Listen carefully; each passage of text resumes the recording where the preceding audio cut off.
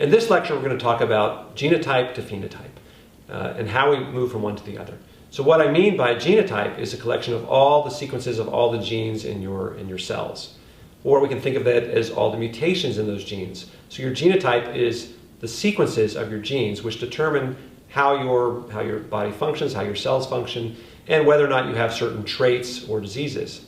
Phenotype, by contrast, refers to basically everything else. Any other trait that I can recognize in someone that we can observe. It could be something like your hair color, your eye color, your height, your weight. It could be something like a genetic disease, or it could be some other aspect of your health, of your physical traits, or even your personality. So the phenotype is basically everything other than genotype.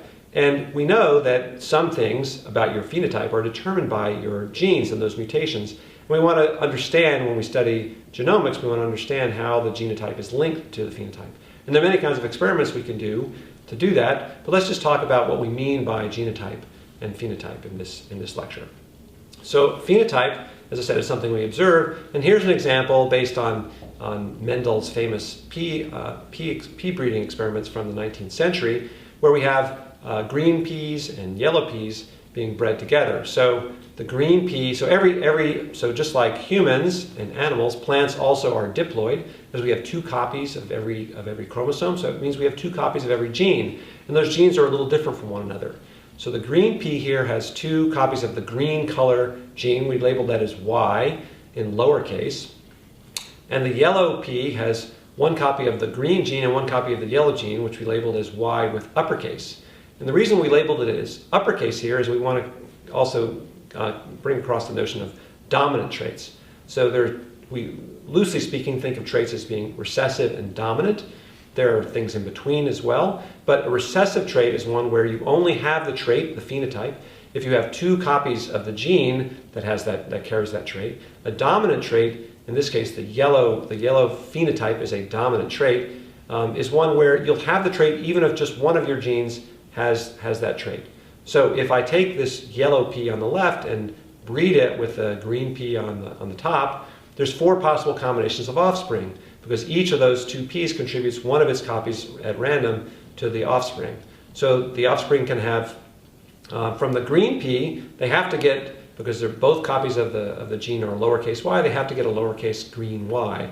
From the yellow pea, they can get either a lowercase green y or an uppercase yellow capital Y. So along the top, we see what happens when the offspring inherit one copy of the dominant trait, the yellow gene.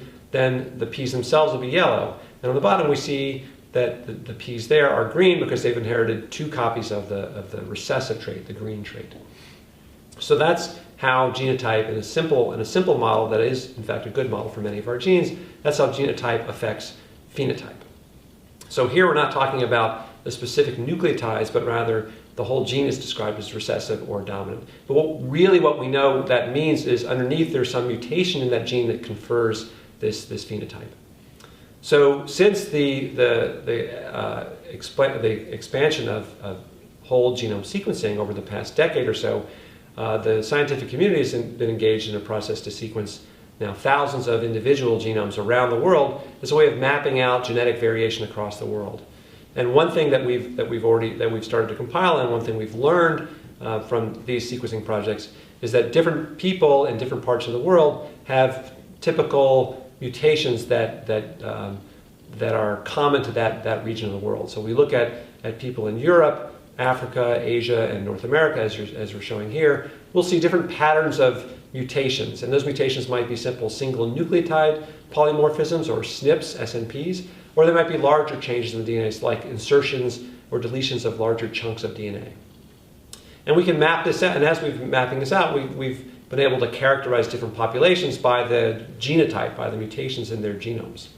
So here's an example of a study that was done a few years ago, where using genome sequence from people across Europe, and you see the map of Europe in the top, you can take the genetic information and using a statistical method called principal components analysis, you can extract the axes upon which these genes vary the most and reduce all the genetic information, which of course is millions of sequences, down to just 2 dimensions. And I won't go into how that's done, but you can reduce this into 2 dimensions so that you can just plot it.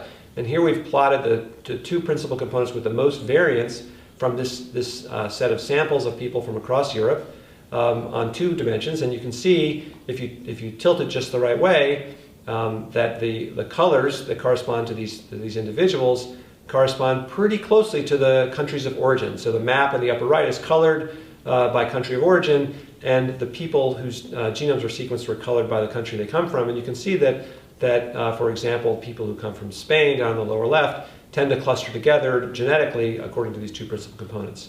So it's not too surprising that we see this happening, because people tend to breed, that is to marry and raise children with other people who live in the same area, which means that genetic traits will tend to be regionalized in this way. So diving down a little bit more precisely, using services such as 23andMe, you can actually today get part of your genome sequenced, and you can have your genotype directly measured and learn a little bit about how it affects some traits where we have good information about the connection between genotype and phenotype. So here's one example of the genotype of the genes in a certain the genotype in a certain gene that's related to eye color. And the genotypes possible at this site, the common genotypes at this site, are 2 A's, AA, an A and a G, or 2 G's. And this site has been studied. It's in a gene called HERC2. And in Europeans, if you have 2 A's, you have an 85% chance of having brown eyes, and a 14% chance of green eyes, a 1% chance of blue eyes. In contrast, if you have 2 G's, then you have a 72% chance of having blue eyes and a 27% chance of having green eyes. So in other words, this trait behaves pretty much like a recessive trait. If you get 2 G's, you have blue or green eyes, and if you have 2 A's, you have brown eyes, and if you have 1 A and 1 G, you still usually have brown eyes. And the way that trait has been studied is through population studies, where we go and measure that particular mutation in that gene in lots of people and look at how it's associated with eye color. So here's one of the studies that was behind that slide I just showed you. So in a more general sense, what we do to understand the link between genotype and phenotype today is we can go out, and because sequencing again is fast and efficient, we can go out and collect a large number of people who have a particular trait. It might be a disease, it might just be a trait like eye color, and we can sequence those people looking for mutations in particular genes, or we could, in the most general case, sequence their entire genomes. So here we've looked at 2 particular locations, or single nucleotide polymorphisms, labeled SNP1 and SNP2 on this slide. And we've looked at a bunch of cases to see how many people have a G at this site in the cases, and then we get people who don't have the disease. We call them controls, and ask how many people have a G at that site. So if you look at the numbers here, you can see that SNP1 has a higher frequency, a significantly higher frequency of Gs in the cases than it does in controls, whereas SNP2 doesn't. The frequency is around 41 or 42% for SNP2. But for SNP1, the frequency is significantly higher in the cases. So we would say then, based on this study, that particular SNP, that particular variation, genetic variation in that gene, tended to be associated with that disease that we were studying. So now, even though this is a highly significant association, it's important to realize that just because you had a G at that location, that doesn't mean that you have that disease. If you look at the actual raw numbers, the frequency of a G at that site is 52.6%, versus just, say, around 45% in the controls. So in particular, what it means is having a G doesn't mean you have the disease. It just means that there's somewhat more likelihood that you'll have the disease than if you don't have the G at that site. So these are what we call genome-wide association studies, which study in large groups of people the association between single nucleotide polymorphisms or other small variations and diseases or traits of interest.